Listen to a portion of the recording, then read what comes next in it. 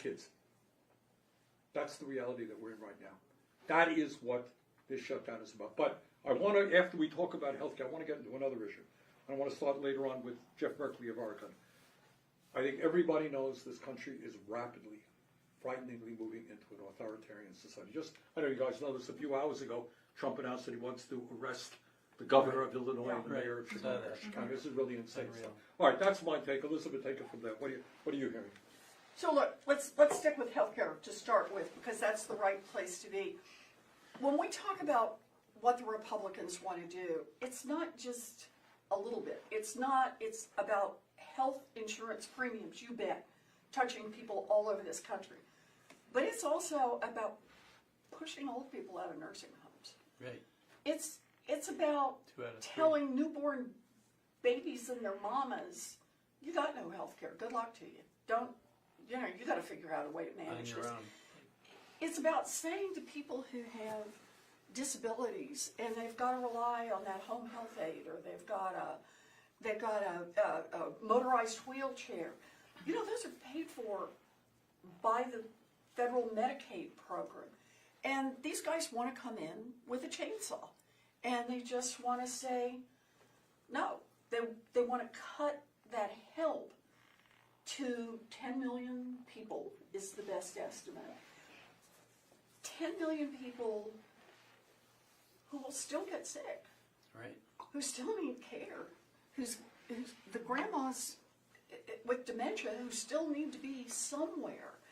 They just want to take all of that away and push it back on families. So I don't know. Enormously important point. It's not just individuals. It's the ripple effect of this thing. Tina Smith, Minnesota. What's going on there? Well, as we're having this conversation, I'm thinking about this woman who I talked with this weekend when I was home. Okay, so she's a young woman.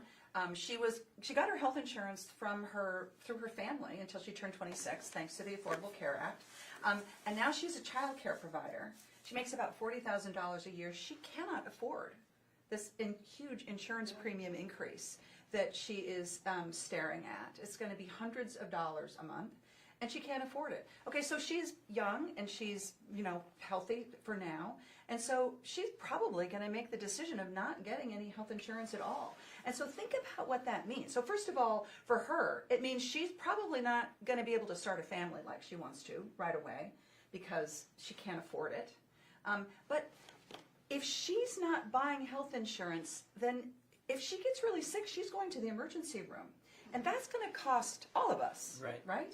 It's not only is it immoral that she doesn't have access to health care, which should be a right and not a privilege, but it has a ripple effect on the whole community. And I bet everybody here is hearing some version of that story in your own states, because it's so common, and it's why people are so pissed off about this, because they can see that it affects everyone. Chris Van Hollen, Maryland. Well, they showed us who they would fight for when they passed the so-called big, beautiful bill. We all worked very hard to stop it, but they ran it through. And I think all of us know that that was beautiful if you're a billionaire or a very rich person. For everybody else, it stunk. I mean, they cut Medicaid. That will throw 15 million plus people off of health insurance. It will slam nursing home care, lead to closures of rural hospitals. They cut food nutrition programs. But of course, they extended permanently tax cuts for the billionaire and the rich. The one tax cut that they let lapse is the one that allows middle-class families to afford their health insurance. That's the one tax cut they decided to let die. On their part. Just die. And so they left in place this ticking time bomb, which is going to go off completely and explode at the end of the year, and we're going to see these rising healthcare costs. They will impact every American at the end of the day. And it won't be just the end of the year. In Maryland, and I know all of our states, people are getting their notices right now as to what the increase will be. And in Maryland, we just, have been looking at the impact of this. If you look at the eastern shore of Maryland, it's a pretty rural area, and you take a couple that makes $90,000 a year, it turns out that for some of these plans, that they've got right now, they're going to see a more than doubling Right. of the premium. So here's a couple, $90,000 a year, pay more than double their current monthly premium. Right now they pay it's over $1,100 more per month. So a plan that cost $641 right now will go per month, will now go to $1,762 per month. That's almost three times. Great. That's the impact of what they're doing, and we want to keep the government open. We don't want to give Donald Trump a blank check for his lawless activities, and we want to make sure we address these rising prices and costs, including That's what we're this fighting one for. right here. That's what we're And so fighting that's what this is about. Peter Welch, Vermont. Well, there's another element here that makes me sad. I'm really outraged at taking away people's health care, all the things that you talked about. But there has been an abdication of accepting a responsibility our Senate Republican colleagues have to act like an independent branch of government. These cuts, they're going to hurt folks who voted for Trump. They're going to hurt folks who didn't vote for him. This is all about suffering that's going to be inflicted on families, regardless of what their political orientation is. And I talk to my Republican colleagues, and I know you do, and Tina and Elizabeth, we're on the Finance Committee where we have some authority and ability to change this. They get it. Because all these premiums you're talking about, they're going to afflict the families they represent. So they get it. And then you ask them, well, let's change it. They got to wait for Trump. They got to get permission from Trump. And what I look at them, I say, wait a minute, aren't we like independent United States senators? Don't we have the capacity to decide what we think is right? Which, of course, we do. But they need a permission slip from the president. And that's the lament I have, because we're talking about trying to protect families, not trying to get some political edge. Yeah. So anyway, Yeah, right. really astonishing. Thanks, Peter. Jeff Berkeley from Oregon. Well, and it really strikes me, Peter, what you're saying is that some of them individually, yes, are coming in saying, we know this is going to hurt our constituents back home. And in fact, 75% of the folks who have accessed these enhanced tax credits that have made insurance affordable are in states that Trump won. Right. And so this is not Democrats advocating because our blue states are the ones most hurt. We're advocating because families across America are hurt. I think about the stats for my state, and individual stories are powerful, and this individual who's 32 years old, he earns $35,000 a year, and roughly his health care premiums will double. And, well, doubling? I mean, we get upset at 3% or 5% inflation. This is 100% inflation. And Chris's, your example was 300% inflation. And as Bernie mentioned, well, if I can buy the health care, maybe I can't buy something that's important for quality food for my children, or maybe I can't pay my rent. In other words, pressing families to the wall. And in my state, 110,000 people are affected by buying buying health insurance on the exchange with these tax credits. And the expected average is $1,300 a person up. The expected percentage average is less than the national average, which is confusing to me as to why, but about 68%, projected 68%, versus a national doubling of 100 to 114%. And I'm just like, okay, so individuals are coming to us and saying, across the aisle, and saying, we're hurt, and, well, can you please actually engage and have your leadership engage in dialogue? Yeah. Because this is the way that we resolve things. Now, the point, Peter, you were making, that they feel like they have to get a permission slip. There are three factors that lead to authoritarian control. And this is tied, I mean, if you have authoritarian control, ordinary families get hurt. You never see an authoritarian force that provides great health insurance or health system to their citizens. And one of it's a rubber stamp Congress. And what you're describing is the rubber stamp Congress. And the second is a Supreme Court that gives more power to the executive, and we have that. And the third is an aggressive authoritarian president, and we have that. But how can we interrupt that? How can we interrupt that? We can interrupt it by having our colleagues say, hey, we took we're tired of the attack on due process and free speech and free assembly and weaponizing the judicial department against political enemies and sending military into the city. No, we took an oath to the Constitution. If we can get our colleagues to say they've had enough and remember that they're fighting for democracy, we will fix this healthcare problem. Right. Because they won't ask for that permission slip anymore. Good point. Chris Murphy, Connecticut. So Bernie, you said something that's really important, that this is unprecedented, right? We've never been in a situation like this where the Republicans are essentially boycotting negotiations. Right. It's even crazier than that. The House of Representatives isn't even here. Like, Right. they're not in session. The government is shut down, and the House of Representatives, the Republican Speaker, has sent the House home for 3 weeks, unplanned. Four. Four. Did This you is- hear? Next week Next they're week out too. as well. So 4 months in a row. month recess, this never happens. And so you have to ask yourself why. Why are they working so hard to avoid sitting at the table and talking about something that's pretty simple? Bernie, you said it, we're not asking for the entire healthcare system to be fixed. We're just saying, don't screw it up even worse. Don't raise people's premiums by 100%, 300%, while the cost of everything else is going up. They won't even talk about that because these healthcare cuts to families are essential for their number one priority. Tax cuts for corporations and billionaires. The way that they pay for this big new tax cut for billionaires and corporations is to cut your healthcare. It's just a transfer of wealth from middle class families to the super rich. Like if you're a really rich family in Connecticut, you're getting a new tax cut of $270,000 paid for by people's healthcare going up who are making $50,000 a year. So it's true that we're in what day? I mean, we're now day 5, 6, 7 of the shutdown, and we're having no negotiations because Republicans are boycotting Washington because they can't stand the idea of having to give up on their plan to use government to enrich their friends. Yeah. Ed Markey, Massachusetts. No, thank you. Yeah, just to follow on what Chris is saying. So there's 220 Republicans right now, and they're in a witness protection program somewhere in America. We don't know where they are. We want to talk to them about the health care of every American family, but we can't find them. And there's a reason why we can't find them.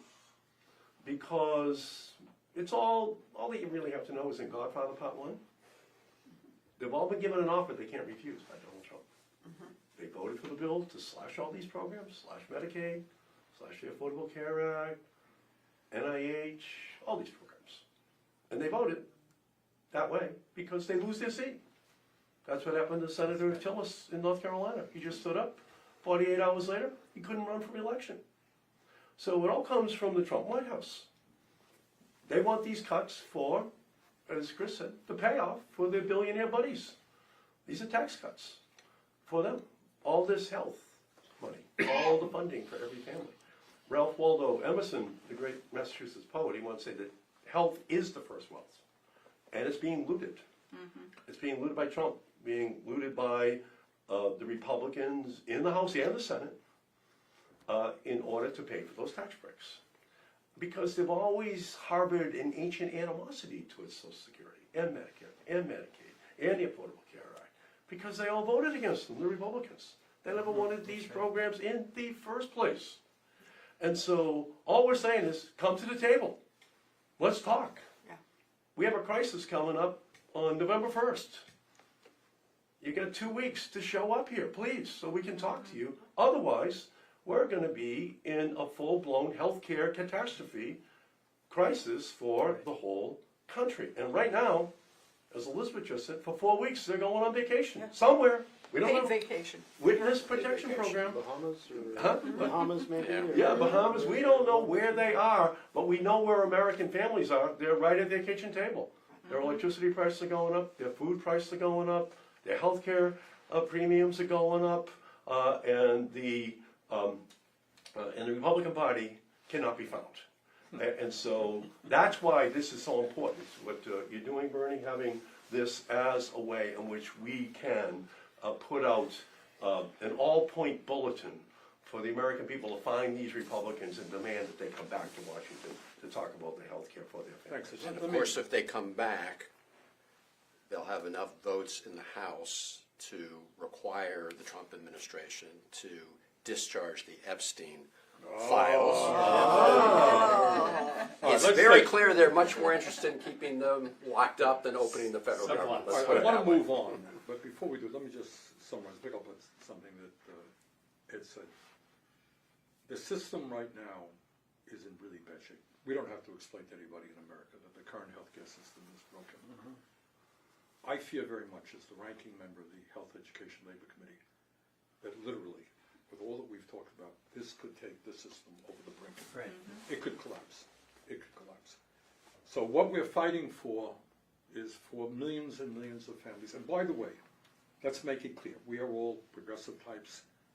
It's not just progressives who feel this way. There's a poll that came out from the Kaiser Family Foundation. 78% of Americans, including 59% of Republicans, want to extend the Affordable Care Act tax credits. Right. Polling numbers are almost as high to preserve Medicaid. That's what the American people want, and that's why these guys have disappeared. Bernie, before we leave this subject, can I just go back to something Tina was talking about insurance? And talking about people making the decision, how many people will just say, I can't do this. You're a guy. I mean, are you kidding? A family that goes, what'd you say, from $600 to $1,700? Very few people at that income level have an extra $1,100 that they can put in. Just for a second, I want to talk about the death spiral. And that is when a whole bunch of people collectively say, good grief, on these They just opt out. prices. Yeah. Do it. A bunch of people opt out, and we worry about people who then have no health insurance. But I want to, just for a second, think about what happens to the people who are left. Yeah. I was talking to someone yesterday who has a very serious condition, and she said her treatments cost $120,000 regularly. Right. And she said, I don't have any choice. I will spend every last nickel I've got on health insurance because I literally will not be able to purchase the drugs that keep me alive. So she was asking the question, who drops out? She doesn't drop out. No, exactly. But the healthiest people, or at least they perceive themselves as the healthiest people. Healthy until you're not. Healthy until you're not. The healthiest people drop out. If they get sick, they still go to the hospital for uncompensated care, right? That's going to load back into the system. But what happens to the remaining insurance pool? And it's a problem with this private insurance, That's right? right. Drives the cost up. And then let's go to the next round of price increases, right? And this is what people are talking about. Some of the That's right. healthcare economic specialists are saying, we're talking about potentially a death spiral here Right. that brings down the entire payment system for healthcare in America.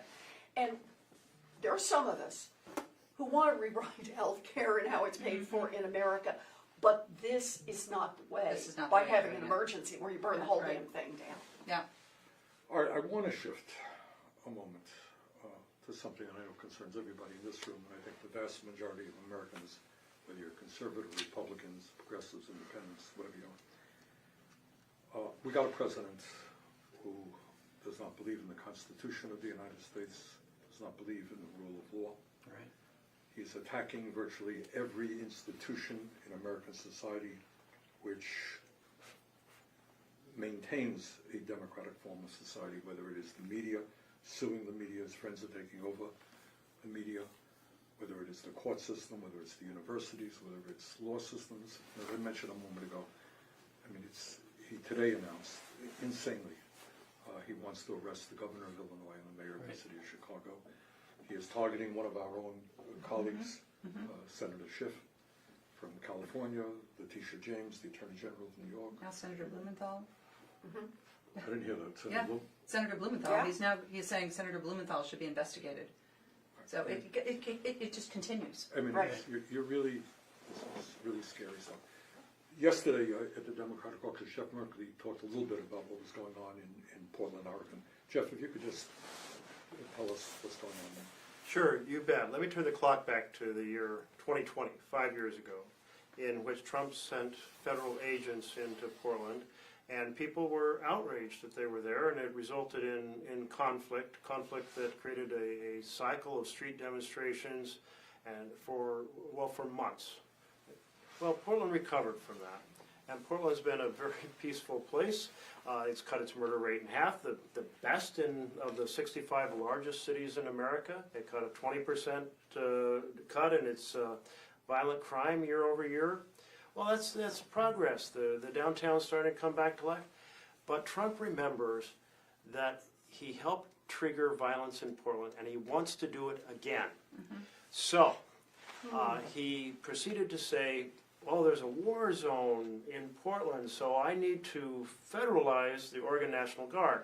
Well, the law only allows to federalize National Guard if there is an invasion or if there's a rebellion. An invasion is pretty well defined and understood as some country is on your borders and they're coming in.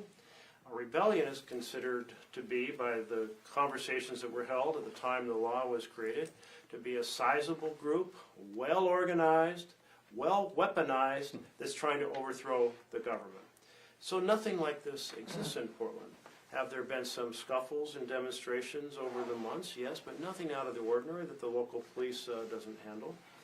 But then he proceeds to say, Trump says, well, we can recreate the conditions of 2020. And so the first thing that happens is he does have federal protective services that are outside the ICE building, and they proceed to assault peaceful protesters. As documented not by the major newspaper, the Oregonian, saying somebody said, but saying our reporters witnessed, our staff witnessed the assaults on peaceful protesters. And then Oregon Public Broadcasting observed something that was even more extraordinary, in which the federal agents decided to stage a fake riot. Wow. And they asked the protesters to back up 3 blocks, and they did. There was no physical interaction between them and the agents. And then the federal agents, with their line across, they had videographers behind them, professional videographers. And when they backed them up 3 blocks, they gave the command, and they threw down tear gas and pepper balls and what was the Flashbangs. oh yeah, the flashbangs, and it sounds like gunfire going off.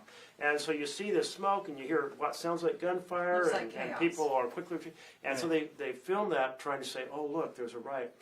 This is a new level that our government, in kind of a wag the dog strategy, is creating a fake riot to try to sell the American people and the courts on the idea that there's a rebellion that has to be quelled. Wow. Well, our district judge said, no way, you can't federalize Oregon. Trump says, well, we're going to send in federalized agents from California and Texas. The federal judge, the district judge says, no, there's no condition here. It's the same issue. Can't come. So now we are seeing that Trump each day is trying to some way to accelerate this crisis. And Chicago was next on the list. And we're anticipating more federal agents will be sent, not National Guard, and Trump's saying, I may trigger the Insurrection Act. Well, the Insurrection Act basically is an exception to posse comitatus, which says you can't use our military against our own people. Long-standing protection. Military is to protect our country, not to be used by an authoritarian against our own people. But the exception is for a rebellion. And therefore, once again, Trump is going to try to demonstrate that there are circumstances, and here's the big concern. While the district judge in Oregon said, no way, we understand what a rebellion is, it's not here, other judges are in the habit of giving deference on security issues to the executive.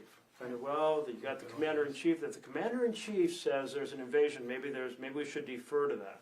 And we saw that with the judge in Chicago.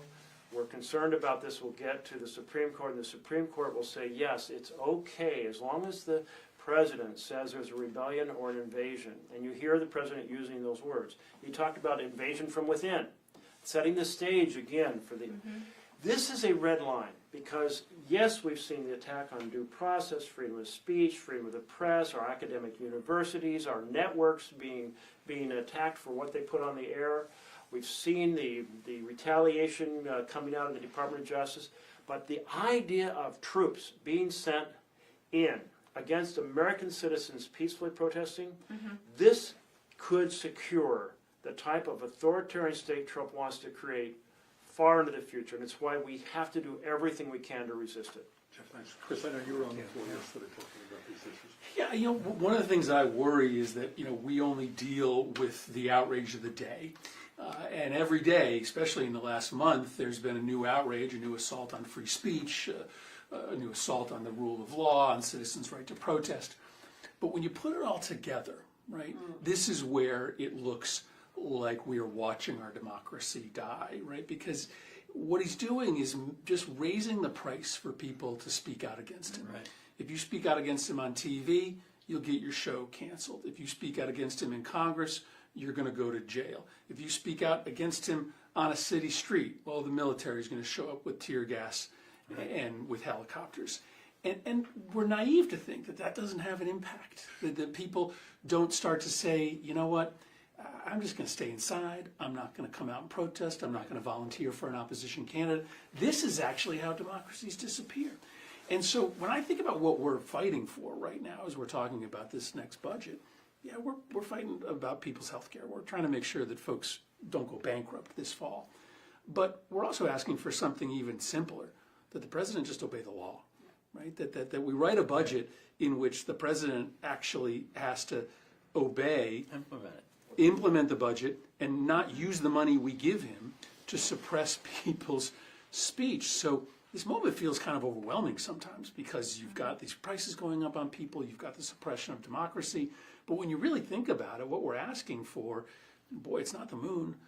Just don't make people's health care worse, and make sure that the president follows the law. But when you put all this together, Bernie, this is probably the most serious threat to American democracy, maybe since the Civil War. And it's not lost, right? He hasn't won yet. This is still in the people's hands to rise up and say, peacefully but forcefully, we're not going to allow for this corruption of our democracy to happen. But the budget can say something about the president having to actually respect the law when he spends the money that we authorize. Let me just jump in there. He is a schoolyard bully. Now, we were at a meeting yesterday, Polster came. Let me throw this out. And what did he say about Democrats? What was the one word that the American people used? We say that in public, is that all right? It said weak. Weak. That I was mean, the people. word. It's And what Trump does, there's no great secret. I mean, we were at the State of the Union. I never heard anything like it. Attack you personally, as a matter of fact. I mean, insane. These are the enemies. You're the enemies. It's not the opposition party. We respect, we work together. You are the enemies. You're insurrectionists. You're terrible people. And getting back to Chris's point, in my view, this is certainly about health care. God knows we talked about that. And it's about authoritarianism. This is a schoolyard bully. And if Democrats cave down, then all over this country people are saying we're scared to death. Who's going to stand up? But if we can rally the American people, and I know you have been active on October 18th, it's going to be maybe one of the largest demonstrations in the history of this country. If we can show the American people that this phony guy who is selling them out day after day wants to undermine what men and women in every one of our states has fought and died to defend, we win this thing, we can start turning the country around. That's right. And this is the patriotism of fighting back. Yes. That's right. This is the moment to fight back. Yes, yes. The part we're talking about is health care for millions of people, whether they're Democrats or Republicans or don't like any part of politics. But it's really about standing up and saying, we've had enough. That's right. We are not handing our country over to someone who makes all his own decisions and thinks the only two functions of government are to enrich himself personally and to use the tools of government to get back against what he thinks are his enemies. That's right. And you know what? Bullies, he is not as strong as he wants people to think that he is. Bullies are never as tough as they seem. And what gives me hope in this moment is how, one of the, is how Americans are looking at this and going, this is not for me. Right. Even if I voted for him, this is not for me. But all of us need to express that loudly. And the only insurrection that I've ever seen since I've been in the United States Senate was when Donald Trump inspired the insurrectionists to attack the United States Capitol to stop the free and fair election. And then pardon You know, all and those then- folks who Then beat up pardon. cops, But right? but it's so important for us all to remember that he is not as strong as he wants us to believe That's that right. he is, and that we have so much more strength if we use our strength, if we use our power, and that is what this fight is about. in Can I this follow But I think on that, if I could, Then Chris. Can I follow up on Tino quickly? Yeah, so I do think this is about democracy. Right. You know, when Trump and Hegseth addressed those hundreds of generals and admirals, they said to them, we're gonna practice for wars overseas in the cities of the United States. We're gonna Training get ground. training here. We're gonna get training in Portland, in Chicago, in Boston. We're gonna get training for you. But you know what? I think we all can pretty much predict what the training is for. It's for Election Day in 2026, when those troops will be ordered into the inner cities of America, right by the polling places of minority groups in our country, to suppress the vote, to frighten those people from even going into the polling place in Atlanta, Georgia, in the cities of Cleveland, of Ohio, where these close elections are going to be Well, held. they're and doing to it try to every win way those they can. elections. I mean, just, we had the hearing in judiciary, and of course, the Civil Rights Division that we're all so proud of, the crown jewel, the Justice Department was down there fighting for desegregation, enforcing Brown v. Board of Education, enforcing civil rights and voting rights laws in those days when if you were a black person, you had to be able to give the number of jelly beans in a big jar in order to get the ability to vote. Now it's all about suppressing the vote, and that's the prelude to militarization in the cities on election day. I mean, it's happening. That's what I think a lot of folks know, but everybody's got busy lives, and it's hard to believe. I mean, that is something I remember. January 6th, being in the house, and the mob was breaking the door down. The shot went off about 20 feet away, and I was scared, but I didn't believe it was happening. This is the United States of America.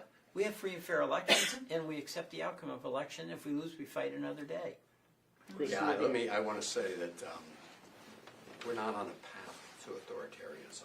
We are there. We are there right now. All the things that we're hearing about, cracking down on free speech, deploying troops to cities, using the Justice Department to go after political adversaries.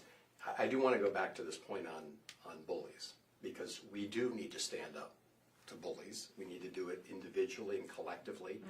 And when my constituents ask me what they can do, I say that they can stand up, and they are standing up, and that is what No King's Day will be about. It is also important, though, that we call out those who cave in to this bully, because when you cave in, you just feed the bully. When you appease a dictator, you just increase their appetite.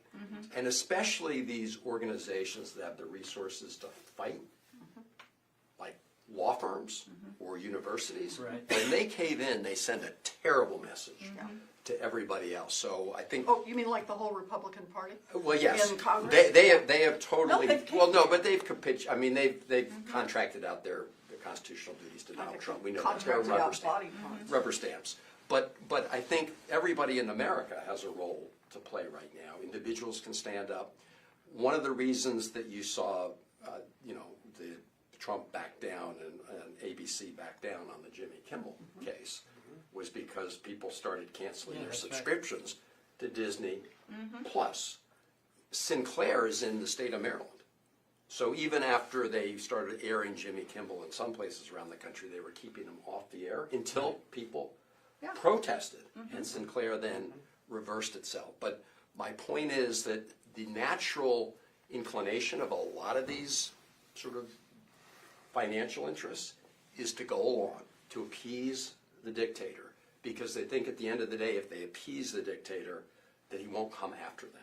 Right. And the lesson for all of us is it will just put all of our rights at risk. So yes, we have to stand up individually, but let's also make sure that we call out those who are folding, because they put all of our rights at risk. Yep, Let that's right. me ask you guys this. We all know Republicans, and not every Republican is an authoritarian or a terrible person. Right. Conservative. Not against the law to be conservative. Why with very few exceptions, I think somebody mentioned Tom Tillis decided that would beautiful bill would be a horror show for North Carolina, opposed it, 2 days later he was out of the race. Do we have any hope that some of these Republicans will say, you know what, I was elected by my constituents, I believe in the Constitution, I disagree with Democrats, but they're not my enemies, I'm not going to put them in jail. Are we hearing any of that, or are they, what's So going on? little, and the question you're asking, the question I've been asking myself, when will some of our colleagues say, we took an oath to the Constitution, we understand what the basic freedoms are, we understand you don't militarize our streets with armies because people protest, and we understand you don't turn the Justice Department into a machine to attack people you disagree with, and say, I've had enough. Are you I'm hearing saying any of no. that, Jeff? I am not hearing that, and it takes only a small number to start to say that, but I think about what I've heard from them in the past, especially during the first Trump administration, where Republican colleagues would say, Jeff, I disagree with Trump on so many things, I disagree with his ethics, I don't know how I got elected, but listen, my constituents watch the television station that says every night he's wonderful, he's doing everything perfectly. The cable television's on the right, so that essentially they say my base that elected me, more than half of them are sold that the president's doing the right thing. And they don't hear about the issues we've been raising if you're watching that far-right cable or the social media that follows it. And this is a tremendous problem for our republic, for our democracy, different media worlds, and the separation of urban and rural. And there's no easy answer to this, but we have to keep trying to say we've got to be in this service to America for all Americans, for all districts, blue or red, all states, blue or red, and keep reaching out to our colleagues and having this conversation, because our country desperately needs a group of them to say they've had enough, they're going to honor their oath to the Constitution. I think it's mostly up to the American people at this point, Yeah.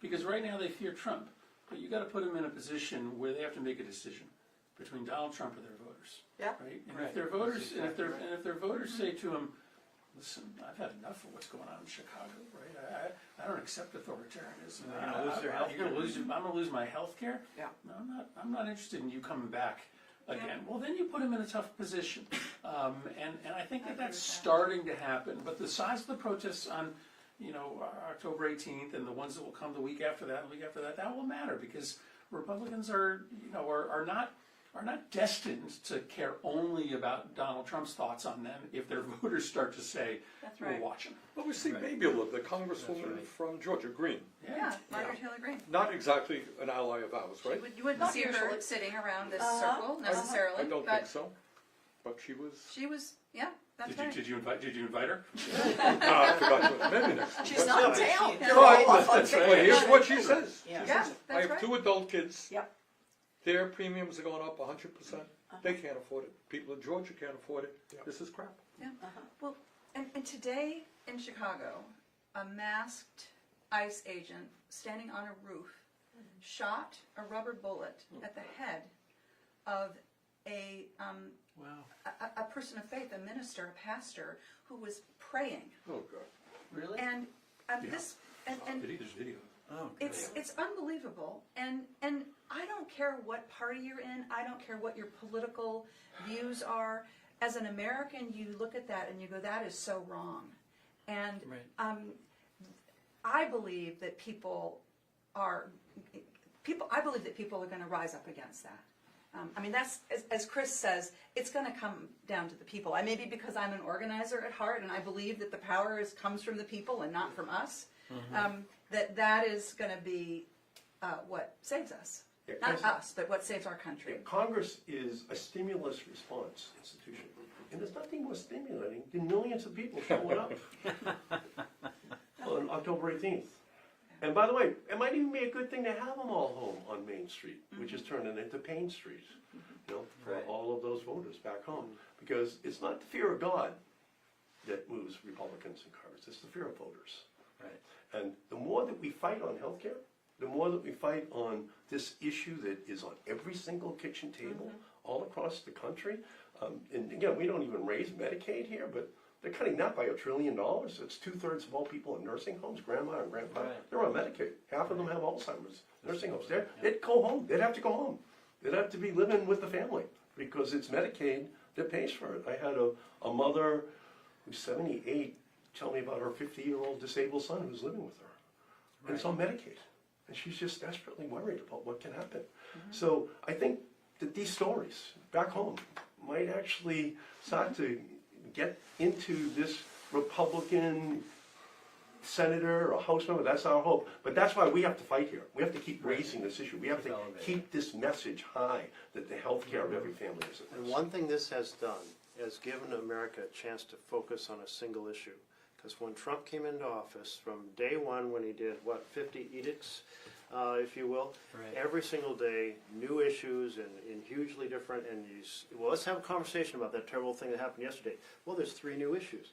But for the moment, we have, through this shutdown, focused America on health care, and on that the president has to actually follow the law when we pass a spending law. And so it does touch everyone. There's like 4 foundations for families to thrive: healthcare, housing, education, a good paying job. It's just essential to everyone. So this is a super important conversation to tackle the tactic that Trump has pursued of they want flooding the zone, new issues every single day, so you're always in chaos. So let's keep this attention and let's improve healthcare. I think if we call it the Trump healthcare tax credit, Donald Trump, because what we know at the end of the day for this president is it's all about him. Oh, yeah. It's not about the American people. That's right. Maybe we could And do it a is Trump about him and coin. his billionaire donors. So if it has to be called the Trump, healthcare tax credit to get it passed, maybe someone will break through to him. I think Tina made a point a moment ago, is that what they want is the perception that they're all powerful. They cannot be beaten. Truth is, does Trump have political support? Sure he does. Is he particularly popular? No. Is Right. his popularity declining? Yes. It is. Yes. Are more and more conservative Republicans who voted for him say, gee, I didn't vote for you to double my health care premiums? Yeah. Are we Just seeing shoot some ministers. breakaways? Yeah. And they're not liking what he's doing. That's right. All right. That's right. All right, so the point is, and what we are trying to do, is the American people are overwhelmingly on our side, including Republicans. Yeah. And it's just terribly important not only that the American people stand together on health care, on this issue of authoritarianism. A conservative Republican thinks that we should have people shooting rubber bullets into a minister, really, in America? No one believes that, all right? So we're going to win this thing. We're going to win this thing if we stay strong. That's us, that's the American people. On that note, Let's all see right. it. Thank you. Thank you. Thank you. Thank you. Appreciate it. Thank you for learning this.